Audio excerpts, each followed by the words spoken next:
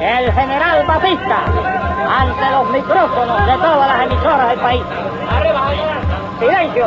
El 10 de marzo de 1952 había sido la fecha escogida. Un hombre, un militar, un político, le hablaba a los cubanos para justificar un golpe de Estado con el cual había llegado al poder. Hablo al pueblo de Cuba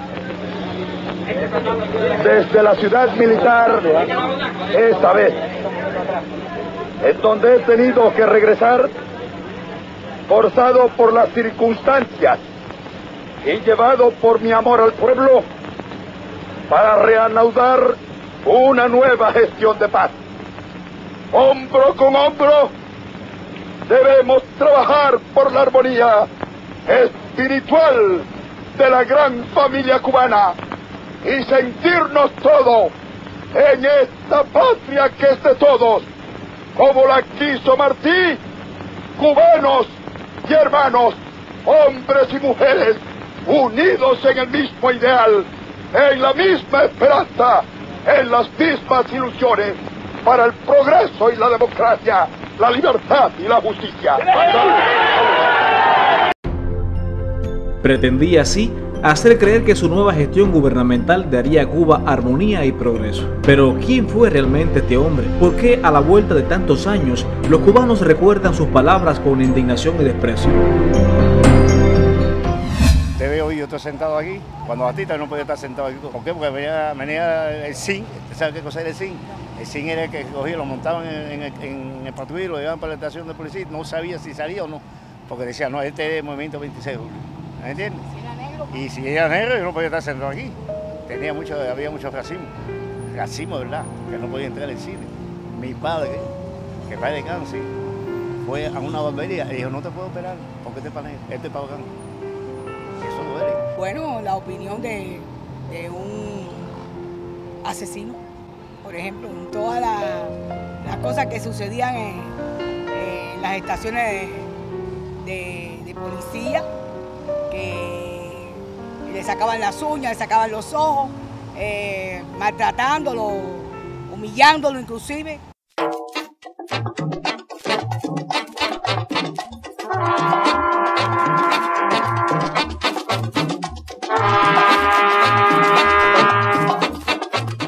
En el año 51 ya empieza a conspirar con vistas al golpe de Estado.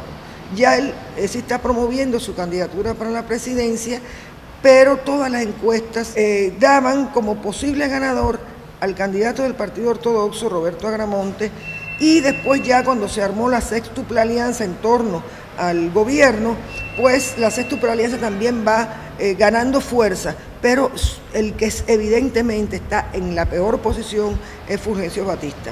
No tiene posibilidades reales de ganar las elecciones. Y esa es la circunstancia en la que se va a mover en el 51 y principios del 52 hasta que se da el golpe de Estado del 10 de marzo.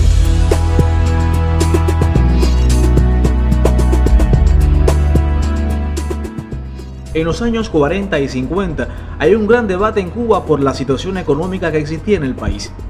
De ahí que el gobierno de Batista en 1952 debía aplicar una política para tratar supuestamente de resarcir esa situación. Esto va a dar una imagen de un gobierno muy constructivo y realmente esto no se puede entender si no se entiende los problemas sociales que hay, los problemas de la estructura económica y la necesidad de enfrentar esto, como había dicho el informe Truslow, porque si no Cuba podía perderse.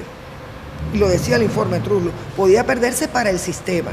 Entonces, por tanto, hay que estructurar esta política, que también retorna a la restricción azucarera. Por tanto, menos producción azucarera, menos días de zafra, menos empleo, menos salario. El golpe entonces del 1952 agrava toda la situación social. Las clases desamparadas, para poder acceder al empleo, no le quedaba más remedio que aceptar las condiciones que fueran, las que les pactaran. Lo importante era obtener algún medio de ingreso, una situación desesperada. Y es que lo que Batista había pensado que sería todo un éxito, trajo como consecuencia un gran endeudamiento para el país. Realmente la deuda pública crece a niveles extraordinarios en todo este periodo y ya cuando llegamos al año 57 está en niveles que son muy preocupantes. Las cifras de desempleados serían alarmantes.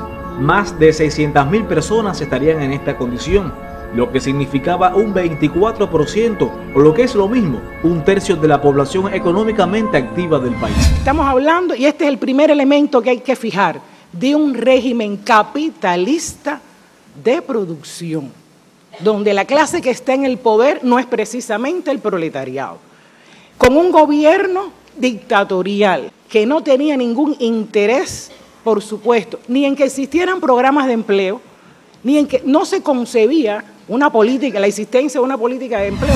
Por aquel entonces, los medios de comunicación solo transmitían al mundo imágenes que resaltaban la vida citadina, los grandes casinos de juegos, las casonas, los autos de lujo y las fiestas de la alta burguesía.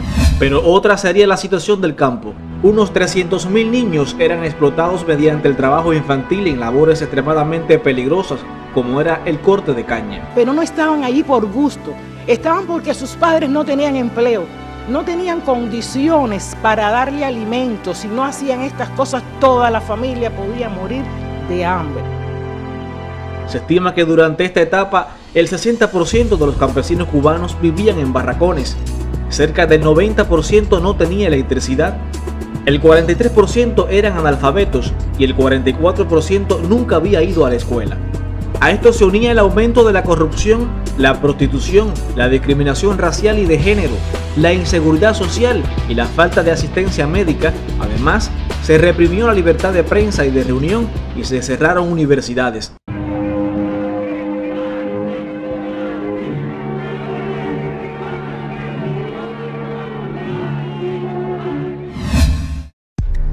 El propio presidente Kennedy reconocía entonces que Estados Unidos era el responsable de la dictadura de Batista y de los atrasos económicos y sociales de Cuba. Aún así, las inversiones estadounidenses en la isla pasaron de 657 millones de dólares en 1950 a más de 1.000 millones de dólares en 1958. Esta etapa se considera también como la más cruel y sanguinaria, al imponerse el asesinato, la persecución y las torturas como métodos usuales para reprimir al movimiento revolucionario. En ese sentido, Fulgencio Batista formó el más grande aparato militar y represivo conocido en la historia de Cuba.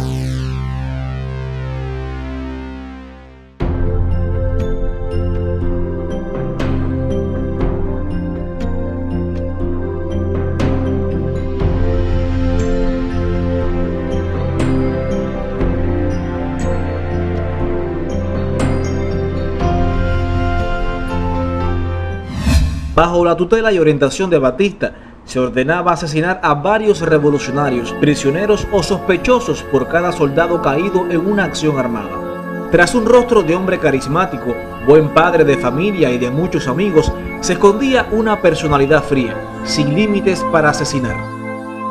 Si había inestabilidad en el empleo, si no había garantizada una seguridad, qué incertidumbre, qué angustia no había en la población, cómo no se iban a sentar las bases de que se unieran las masas populares para enfrentar esto y que saliera una vanguardia que lo hiciera. El hecho más connotado va a ser el grupo llamado Movimiento que encabeza Fidel Castro, que va a producir los sucesos del 26 de julio del año 53 con el asalto al Moncada, al cuartel Moncada de Santiago de Cuba y el cuartel Céspedes en Bayamo.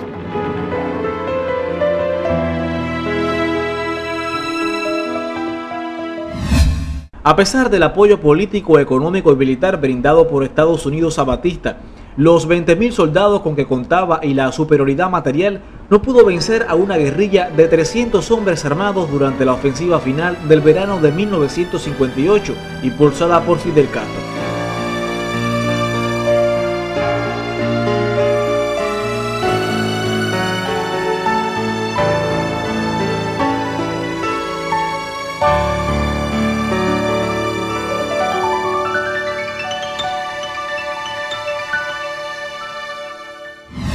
Lleva ya en un momento de crisis definitiva a que el 17 de diciembre el embajador norteamericano tenga que visitar a Batista para decirle le retiramos el apoyo. Y cuando Batista pregunta, al ver que ya es definitivo, ¿puedo irme para Daytona Beach?, le dicen ya no.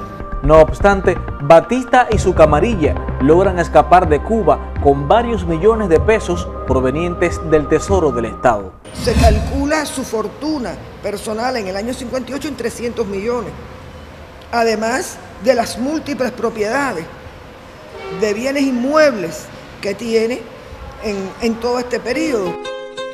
Concluía así esta etapa de dictadura sangrienta y dolorosa para el pueblo cubano, alejada de la democracia, la paz, la justicia, la armonía y el progreso, enarbolados en aquel discurso de marzo de 1952. Con casas de apartamentos y echar al pueblo a sufrir y seguir de modo cruel contra el pueblo conspirando para seguirlo explotando, y en eso llegó Fidel. Y se acabó la diversión, llegó el comandante y mandó a parar. Y se acabó la diversión, llegó el comandante y mandó a parar.